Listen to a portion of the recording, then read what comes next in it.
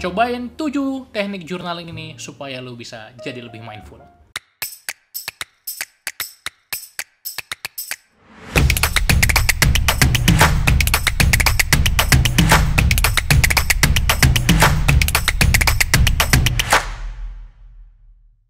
Halo, kembali lagi di channel Pembelajar Produktif bareng gue Umar yang membahas tentang pengembangan diri dan produktivitas. Silahkan lo bisa follow juga Instagram gue, TikTok, dan podcast di Spotify. Kali ini kita akan bahas tentang salah satu teknik dalam pengembangan diri, yaitu journaling. Bagaimana kita bisa menuliskan apa yang ada dalam pikiran kita, dalam benak kita ke sebuah media tulis. Ketika kita melakukan journaling, kita bisa lebih tenang, kita bisa merasa lebih damai, dan pikiran kita nggak berantakan, nggak kusut. Kenapa? Karena kita bisa menuangkan ke dalam sebuah wadah, ke dalam sebuah media. Dan journaling itu ada banyak sekali teknik-tekniknya. Ketika kita mau mencoba berbagai teknik-teknik journaling, maka kita akan mendapatkan pengalaman-pengalaman yang berbeda. Memang semuanya sama-sama journaling, tapi cara-caranya berbeda. Mana yang sudah pernah lo terapkan dari 7 ini? Silahkan cek satu persatu. Kalau belum, silahkan cobain. Yang pertama adalah experience journal, atau kita menuliskan apa yang kita alami. Jadi satu hari kita mengalami apa saja, kita tuliskan. Bisa kita tuliskan setiap kita mengalami hal menarik, atau di akhir hari sebelum tidur. Atau kita bisa juga menuliskannya di pagi hari. Kemarin kita ngapain aja. Experience journal ini berguna untuk merekam pengalaman-pengalaman kita sehingga kita sadar dengan apa yang kita lakukan, serta kita bisa melihat kembali bagaimana hari-hari kita. Kemudian yang kedua adalah gratitude journal, jurnal rasa syukur. Dari semua teknik-teknik journaling, menurut gua yang kedua, gratitude journal ini adalah yang paling efektif, yang paling bermanfaat, yang paling bagus. Tulis apa saja yang bisa kamu syukuri. Yang kamu syukuri dalam hidupmu, dalam karirmu, dalam pekerjaanmu, dalam hubunganmu dengan orang lain, tentang dirimu sendiri. Apa yang kita syukuri? Terkadang kalau kita tidak melakukan exercise, latihan-latihan untuk menuliskan apa yang kita syukuri, kita luput. Kita lupa dengan banyak hal nikmat yang kita sudah peroleh. Dan rasa syukur itu berkorelasi erat sekali dengan kebahagiaan seseorang. Udah banyak penelitian-penelitian yang membuktikannya. Oke, jadi silakan coba tuliskan apa yang kamu syukuri di hari tersebut, atau satu pekan ke belakang, atau 1 bulan ke belakang, terserah. Apa yang sudah kamu lewati yang layak untuk disyukuri. Yang ketiga adalah purpose journal. Kita menuliskan tujuan kita, impian kita, goals kita, visualisasi mimpi.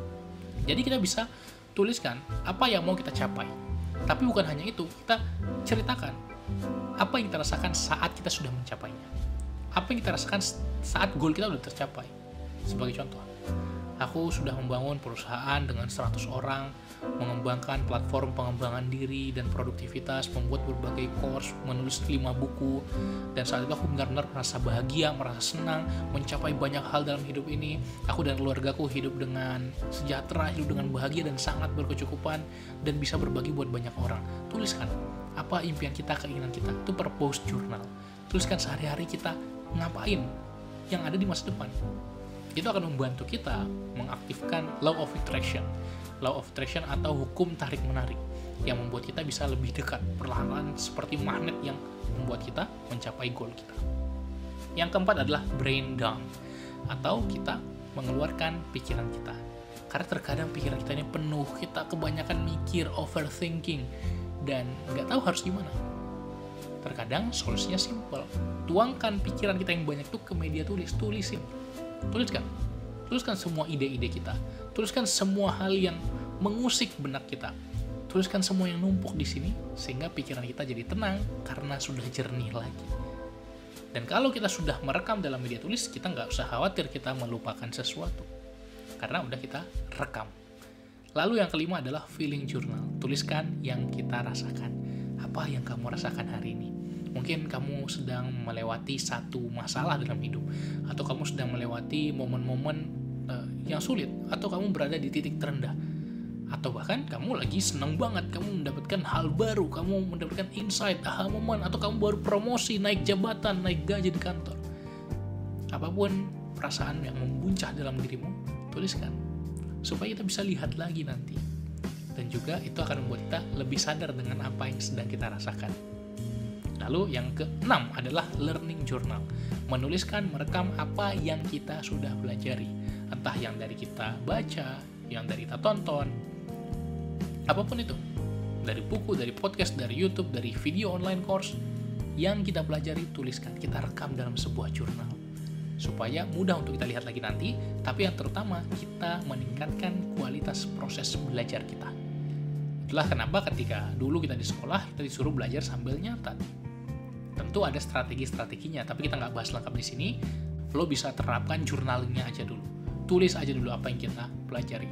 Contohnya, suatu hari kita mendapatkan inspirasi baru, dan satu inspirasi itu menarik, tuliskan. Sehingga ketika kita terbiasa menuliskan apa yang kita pelajari, kita akan membangun yang namanya second brain atau koleksi dari pengetahuan-pengetahuan kita. Dan itu akan sangat bernilai harganya kalau kita lakukan terus. Yang ketujuh adalah planning journal, menuliskan apa yang mau kita lakukan. Apa rencana kita? Rencana kita hari ini mau ngapain aja? Buat daftar tugasnya. Bagaimana kita bisa mencapai target kita? Rencana kita 1 pekan ke depan, 1 bulan ke depan. Itu namanya planning journal. Jadi tadi ada 7, experience journal, gratitude journal, purpose journal, brain dump, feeling journal, learning journal, dan planning journal.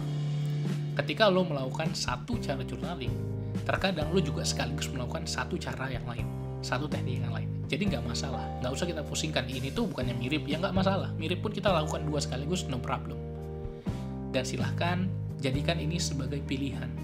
Ketika lo mau journaling setiap hari, oke, hari ini gue mau journaling apa? Kadang experience, kadang feeling, kadang learning, it's okay, nggak masalah. Yang penting kita bentuk kebiasaan journaling kita. Ya supaya nggak bosan, kita bisa variasikan. Hari ini experience, besok gratitude, besoknya purpose. Sehingga kita punya variasi dalam melakukan jurnal, jadi kita nggak bosan. Gue pengen menutup dengan satu hal, bahwa journaling tidak hanya dengan kita menuliskan pakai pulpen di buku.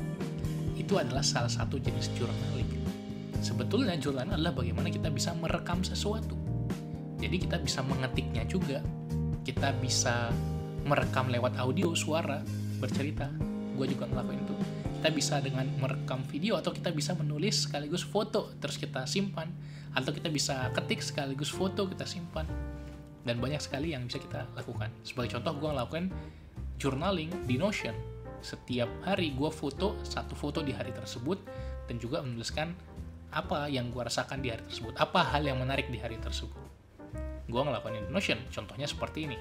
Lo terserah mau bisa melakukannya di mana. Tapi memang ketika kita menuliskannya benar-benar dengan tangan, handwriting, rasanya akan lebih kerasa. Jadi setiap cara-cara journaling ada kelebihan dan kekurangannya, ada keunikannya masing-masing. Carilah mana yang cocok buat lo. Oke, semoga video ini bermanfaat. Jangan lupa subscribe, like, komen, dan bagikan ke teman-teman lo. Sampai jumpa di video-video lainnya. Salam pembelajar.